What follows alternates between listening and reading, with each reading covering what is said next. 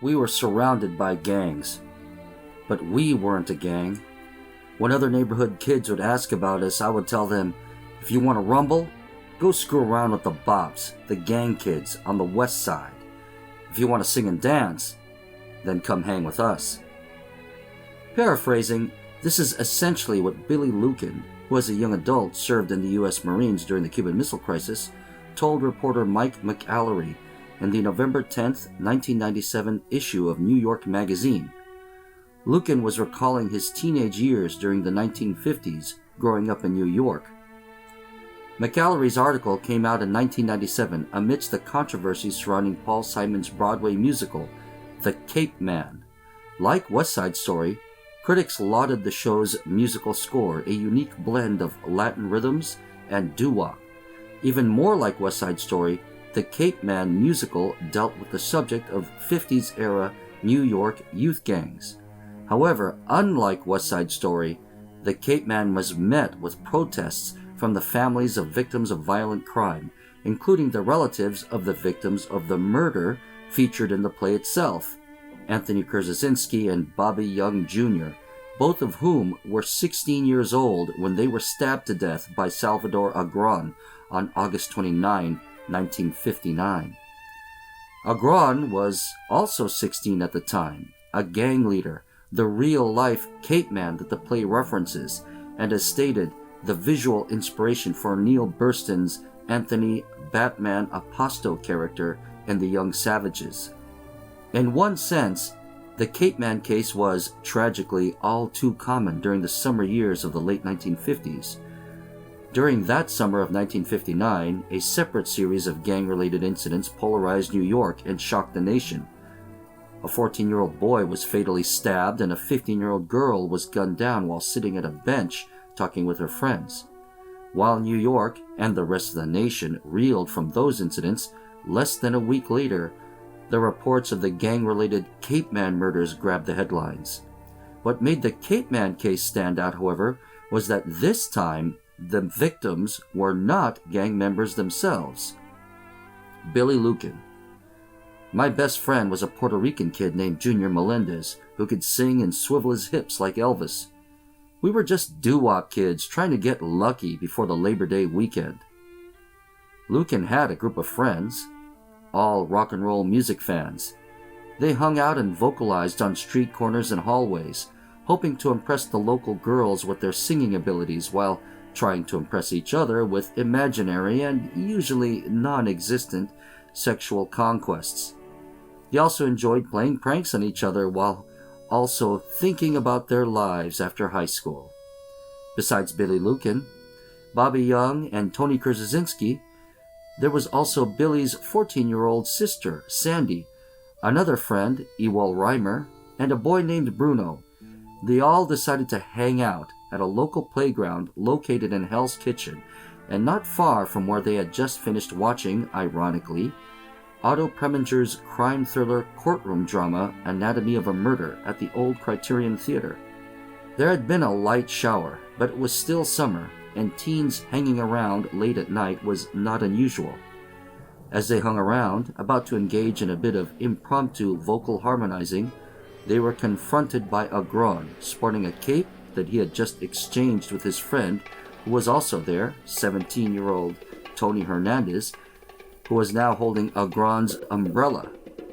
The two teen gangsters were backed up by several members of the Young Lords, the Heart Kings, and Agron's own gang, the Vampires, formed after Agron had left the Mau Mau's earlier that year, as that gang had been under police pressure following the February 23rd shooting committed by one of their own, Carl Cintron, upon teen gang rival Anthony Lavancino, just outside of a Flatbush Penny Arcade.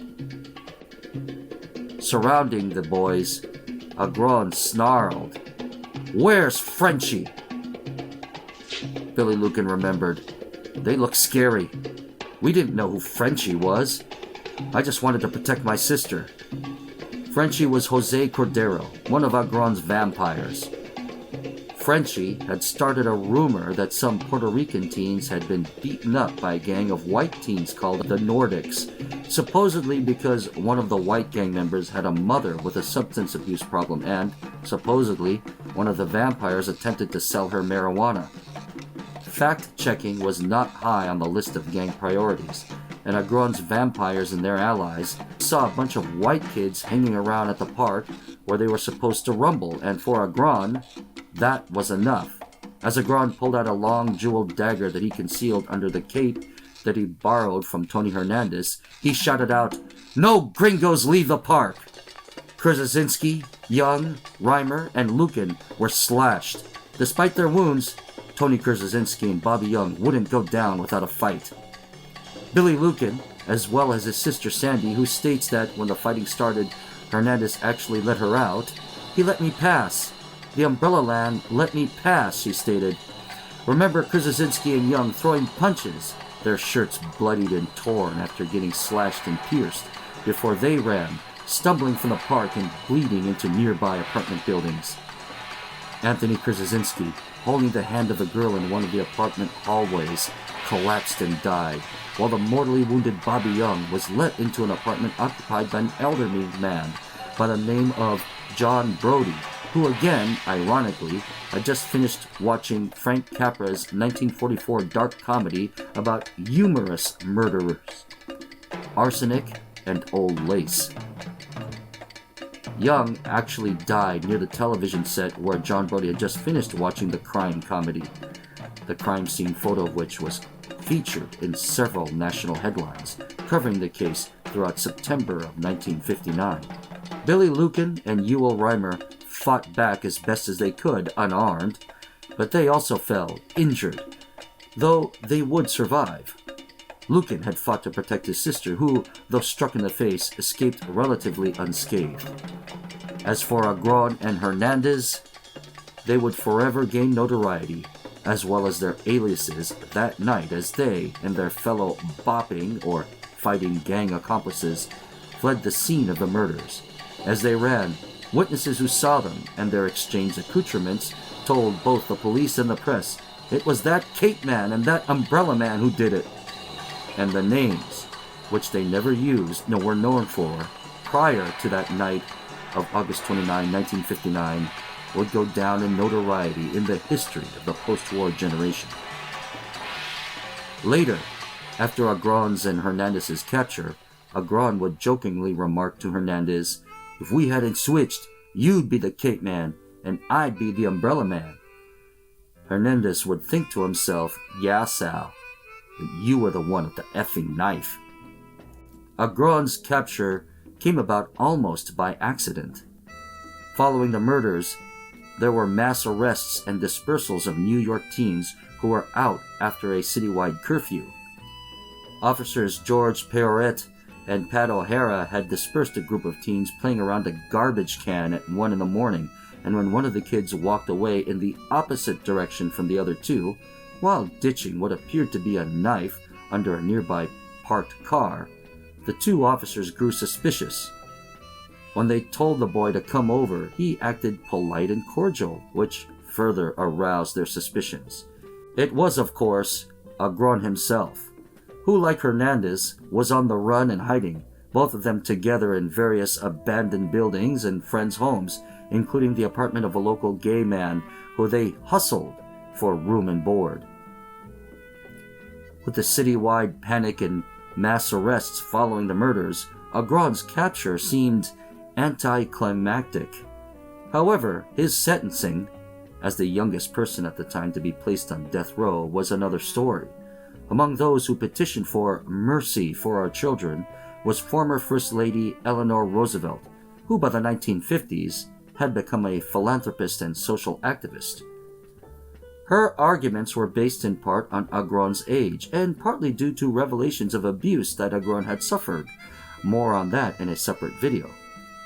Due to the efforts of activists like Mrs. Roosevelt, Agron's sentence would be commuted to life, and he would actually be paroled 2 decades later, in 1979, 20 years from the night of the murders at the Hell's Kitchen playground. which seemed to be a slap in the face to the survivors Billy and Sandy Lucan and Ewell Reimer. After all, there were many children who grew up abused or from broken homes. This was the generation that was born during and grew up in the aftermath of World War II, some of whom had fathers who either made the ultimate sacrifice in service of their country during the war or came back with undiagnosed PTSD. And most of these children who grew up under such conditions never murdered anyone.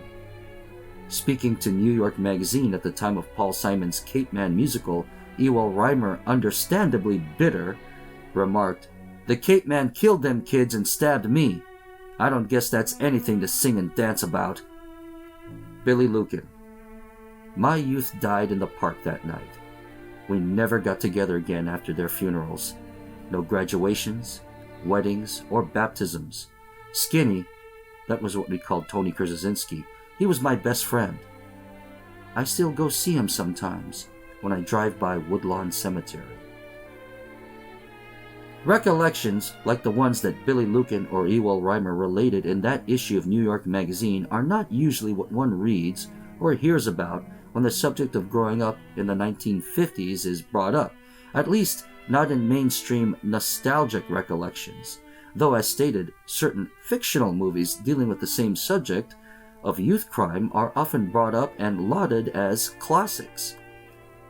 A brief look at the phenomenon of 50s nostalgia is in order here, since that subject relates directly to how we perceive 1950s youth crime today, or, as it is more commonly called, 1950s juvenile delinquency.